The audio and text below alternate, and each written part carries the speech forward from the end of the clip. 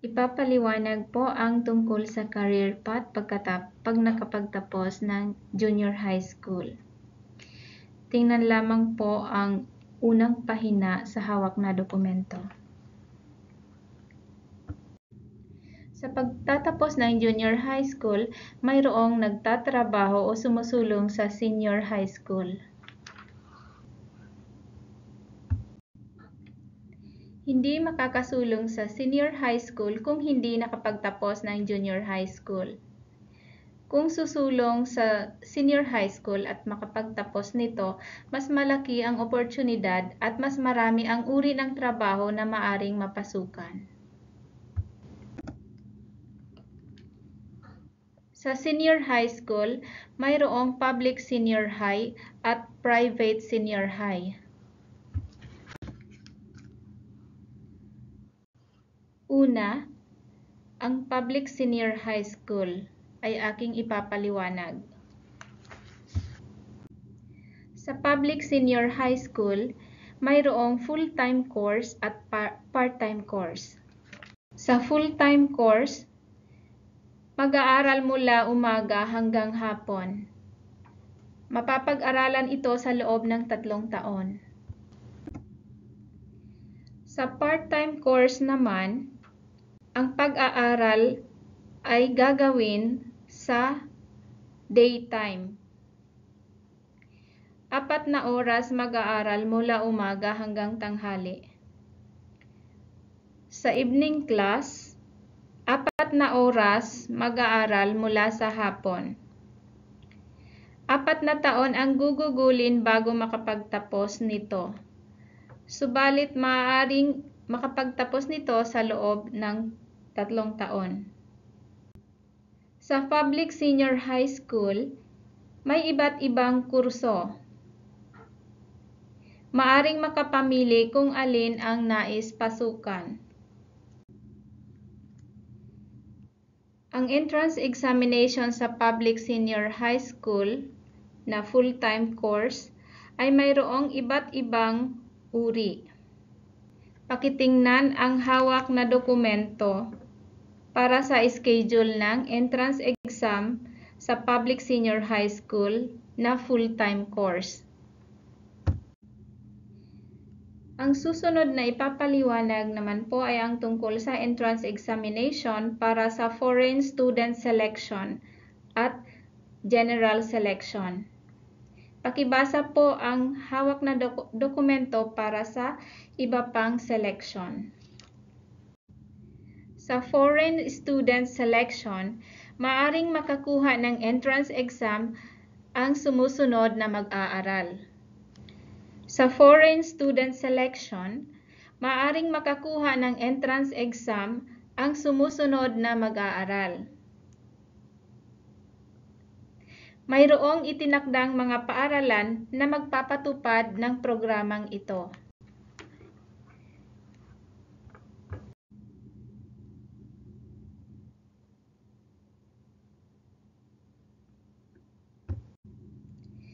Maaring itanong sa Aichi Prefecture Board of Education, High School Education Division kung makakapag-take ba ng entrance exam sa foreign student selection. Ang entrance examination sa public senior high school na full-time course ay nahahati sa A group at B group. Maaring makapamili ng isang senior high school sa A group at isa sa B group. Ang paliwanag ng A group at B group ay makikita sa pahina 11 sa hawak na dokumento.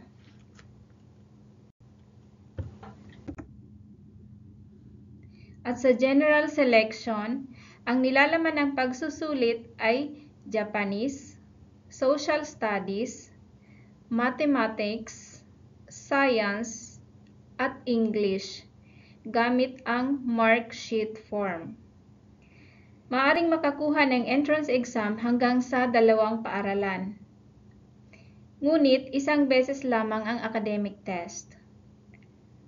Mayroon ring paaralan na magsasagawa ng panayam o interview. Sa public senior high school na part-time course o tinatawag na TGCE, ang entrance examination ay mayroong basic knowledge sa Japanese, mathematics, at English. Mayroon ring essay writing o interview. Kahit saang paaralan na part-time public senior high school sa loob ng prefektura ay maaaring kumuha ng entrance examination. Tingnan lamang po sa ika-4 na pahina sa hawak na dokumento kung ano-ano ang mga paaralang nagpapatupad ng programang ito. Tungkol sa aplikasyon online, mula taong 2024, ang mga public senior high school sa Aichi Prefecture ay may online na sistema ng aplikasyon na nagpapahintulot na kumplituhin ang mga pamamaraan online. Kakailanganin dito ang email address upang makapagrehistro para sa aplikasyon online. I-print ang pahina sa pagsusulit na natanggap online at dalhin ito sa araw ng entrance exam o sa araw ng pagsusulit. Para sa mga detalye, tunghayan ang ika-8 pahina sa hawak na dokumento. Ang susunod na ipapaliwanag ay tungkol sa private senior high school. Ang private senior high school naman ay may kanya-kanyang katangian. Mangalap tayo ng impormasyon mula sa school orientation o mangyaring tingnan sa Aichi Shiritsu Gakoten ang tungkol sa mga detalye para dito. Para sa entrance exam ng private senior high school, mayroong 2 uri, by recommendation at general selection.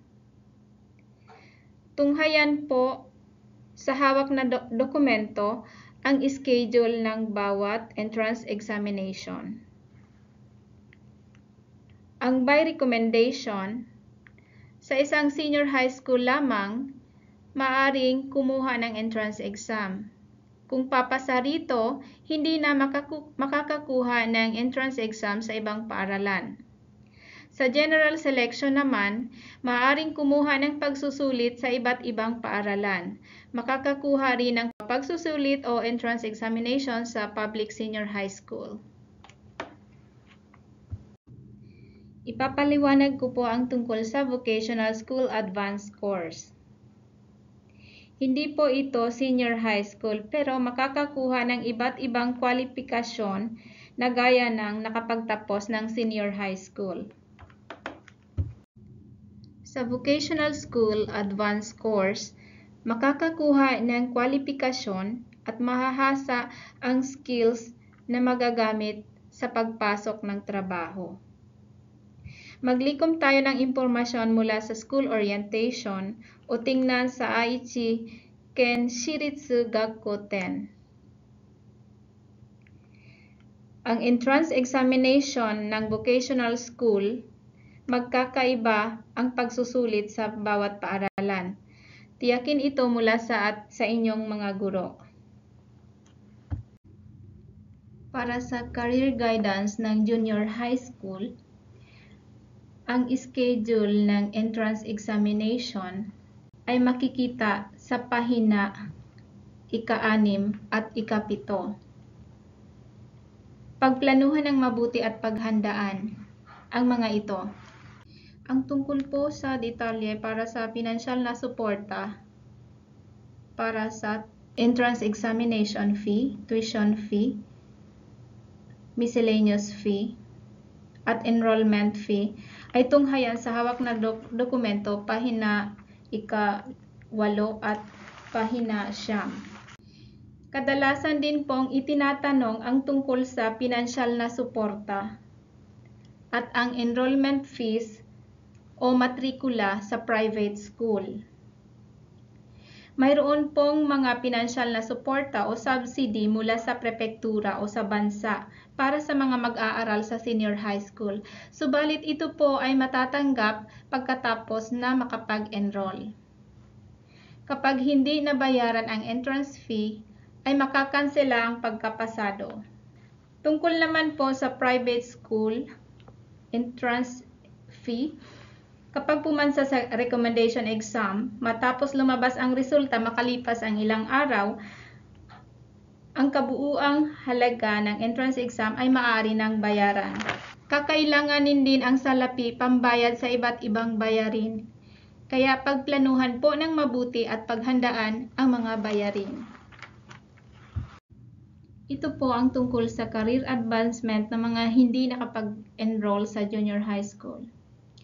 Sa hinaharap para sa taong patuloy na maninirahan sa Japan kahit nasa hustong gulang, kakailanganin po ang diploma bilang nakapagtapos ng senior high para makapagtrabaho. Para makapasok sa senior high school, kakailanganin po na magkaroon ng diploma bilang nakapagtapos ng junior high school. Para makakuha ng diploma sa junior high school, tunghayan po ang sunod na mga pamamaraan. Para sa mga hindi nakapagtapos ng junior high school, mayroon pong yakan chugaku na tinatawag o panggabing junior high school na part-time course. Ang mga kondisyon para makapasok dito ay dapat mula 15 taong gulang pataas. Para ito sa mga hindi nakapagtapos ng junior high school. 5 araw po sa isang linggo ang klase.